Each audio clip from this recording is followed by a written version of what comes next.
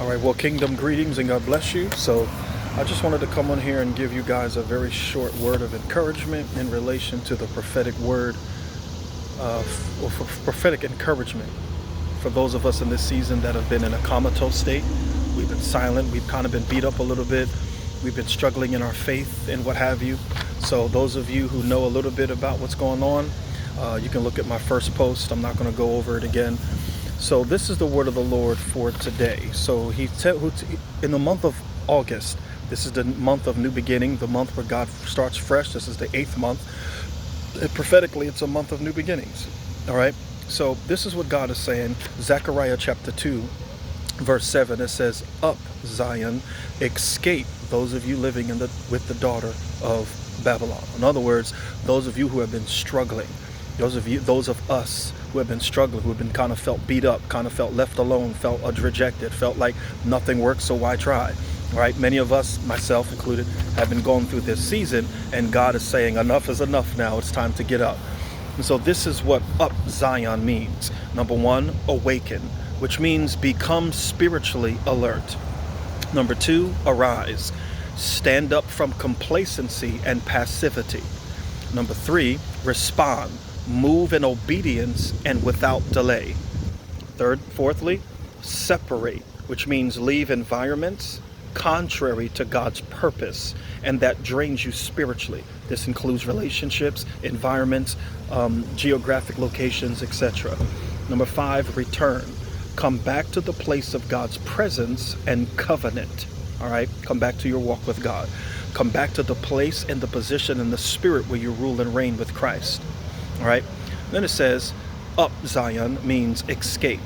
God is telling us to rescue yourself, be delivered, flee to safety, wake up, get moving, listen.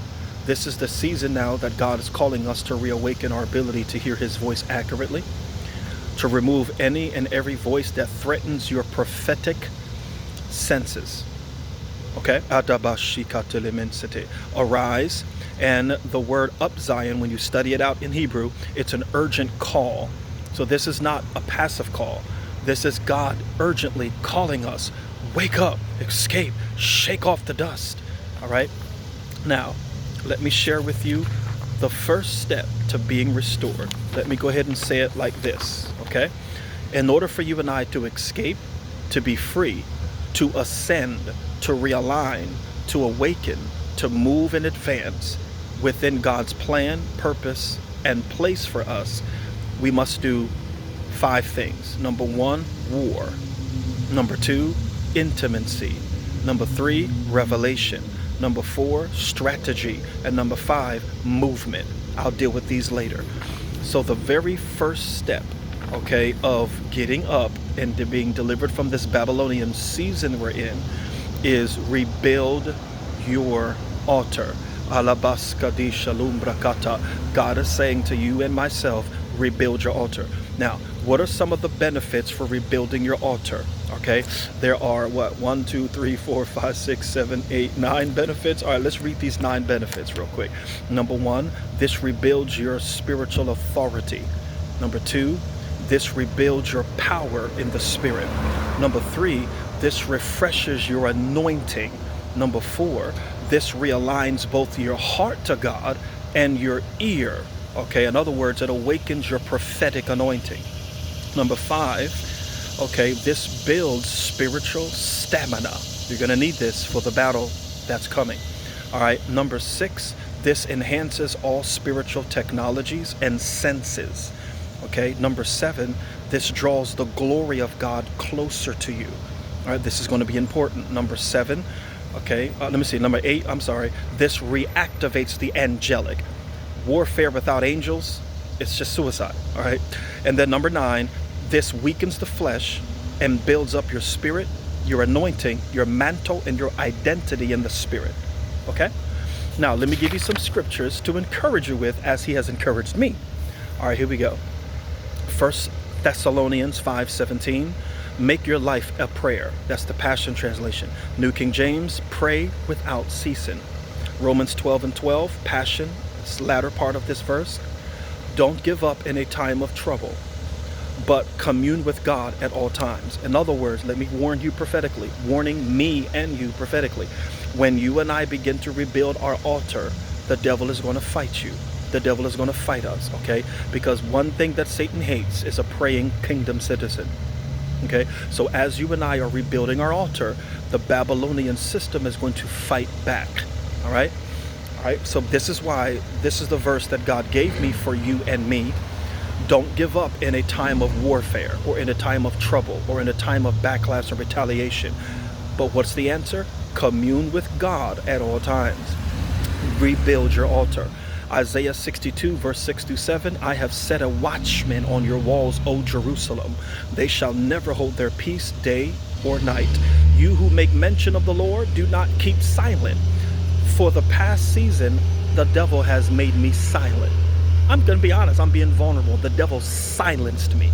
And so for sada abracustability constate, for some of us, we're not praying, speaking in tongues, we're not prophesying, we're not doing nothing, man.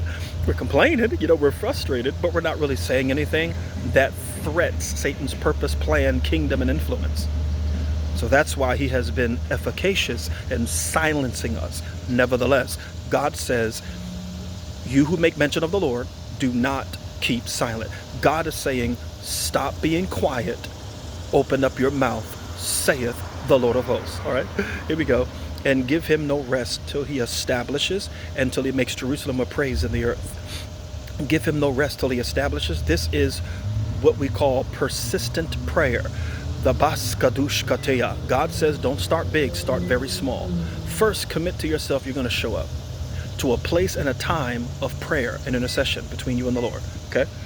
And give him no rest until he establishes, till he does what he says he's going to do. Luke 18:1, Jesus said, men ought always pray and not to lose heart. And then this is Exodus chapter 17, verse 15. And Moses built an altar and called its name the Lord my banner, which means Jehovah Nisi. Moses built an altar. And then I'm finished. Prayer is your powerful weapon of war. Prayer is the place of safety. Prayer is the place of supernatural encounters. I'm going to dig into this later. Prayer is the place of spiritual authority. Rebuilding your altar of prayer is the greatest place to start as you prepare for war, saith the Lord of hosts. Listen, I just wanted to share that with you. I love you. More to come. I'm not rushing this. I'm still weak. But Paul said, his strength is made perfect in our weakness. For when I'm weak, then I am strong. How? Ephesians 6 says, I'm strong in the Lord and in the power of his might. So those of you who are weak, like me, those of you that are struggling, like me, those of you who have been beat up, like me, I want to encourage you and I. Up, Zion, awaken, and deliver yourself for Babylon. I love you. More to come. Have an amazing August the 1st, April. Have an amazing August the 1st. God bless.